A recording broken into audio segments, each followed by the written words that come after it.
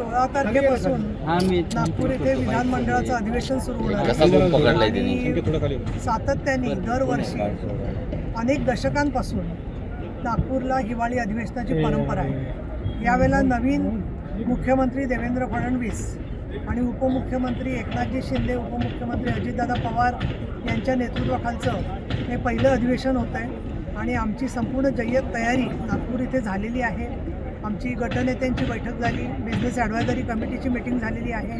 आमदार निवासला जशी व्यवस्था आहे तसं 16च्या आदल्या दिवशी म्हणजे 15 तारखेला संपूर्ण व्यवस्थेचा आढावा मी तिथे उपसभापती या नात्याने आमचे सचिव श्री भोळे आणि बाकीच्या अधिकाऱ्यांबरोबर घेणार आहे। तसं 16 तारखेपासून 21पर्यंत जे कामकाज होणार आहे त्याच्यामध्ये सरकारचा प्रस्ताव, अंतिम आठवडा प्रस्ताव आणि अनेक विधेयकं ही त्या सभागृहामध्ये घेतली जाईल आणि यामधून नक्कीच विदर्भामधल्या शेतकऱ्यांना, त्याचबरोबर महाराष्ट्रामध्ये ज्या प्रकारनी लोकसभा निवडणुकीनंतर विधानसभा निवडणूक झाली, पण विधानसभा निवडणुकीमध्ये मतदानाची टक्केवारी वाढली, 6% महिलांची टक्केवारी मतांची वाढलेली आपल्याला दिसली।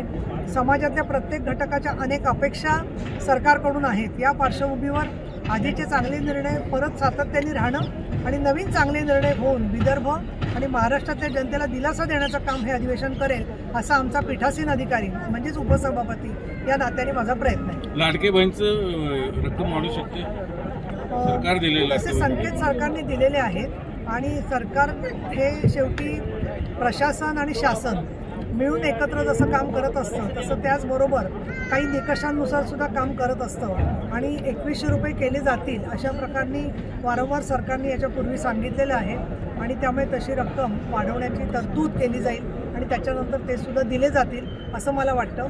मी एक गोष्ट जरूर सांगेन की महिलांची व्होट बँक कुठे आहे याच्याला मी तुमच्याशी पुण्यामध्ये बोलत असताना सांगितलं होतं की स्त्रिया मतदार म्हणून अधिक जागृत होत आहेत, त्यांची टक्केवारी वाढते आहे, त्यांच्या प्रश्नावरती काम होत आहे, घरोघर पाणी देण्याच्यासाठी सुद्धा महिला सक्षमीकरणाला हातभार लागेल असं आजच मोदी साहेबांनी जाहीर केलेलं आहे आणि फडणवीस साहेबांनी सुद्धा हे सांगितलेलं आहे की जे माननीय एकनाथ शिंदे आणि अगोदर अजितदादा पवार तिघांनी मिळून एकत्र घेतलेले निर्णय होते तर ते निर्णय जे आहे ते अधिक चांगल्या प्रकारे लागू करण्यासाठी ते वचनबद्ध आहेत।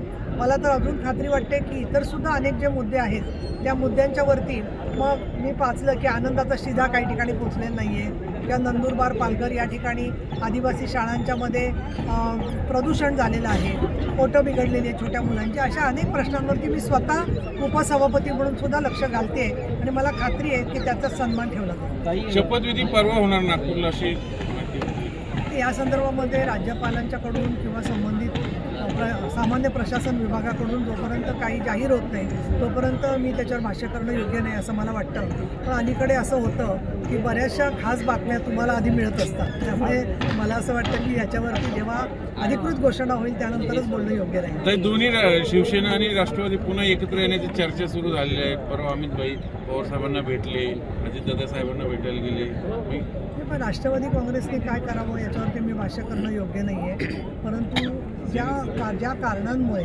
मतभेद झालेले असतात ते जे मूळ कारण आहे की मोदी साहेब, महायुती आणि NDA याच्याशी असणारे त्यांचे वैचारिक मतभेद, मग ते अबकडपासून अदानींपासून ते प्रत्येक राज्यापर्यंत ते मतभेद असू शकतात। त्याच्यामध्ये सामोपचाराने मार्ग लोकसभा निवडणुकीचा निकाल लागल्याबरोबर होत असेल तर मी असं म्हणेन की ती स्वागतार्ह गोष्ट आहे। आणि शिवसेनेच्या संदर्भात म्हणाल तर आमचे प्रवक्ते संजय शिरसाट यांनी जाहीर केलेलं आहे, परंतु तरी मला असं वाटतं की अमक्याची ताकद दाखवू, तमक्याला तुरुंगात टाकू वगैरे ही जी संपूर्ण भाषा सातत्याने चाललेली आहे याच्यामधून समाजाचंच तर भलं तर होणारच नाही पण स्वतःसुद्धा बुडत्याचा पाय खोलात अशी या नेत्यांची परिस्थिती होईल असं मला दिसतंय।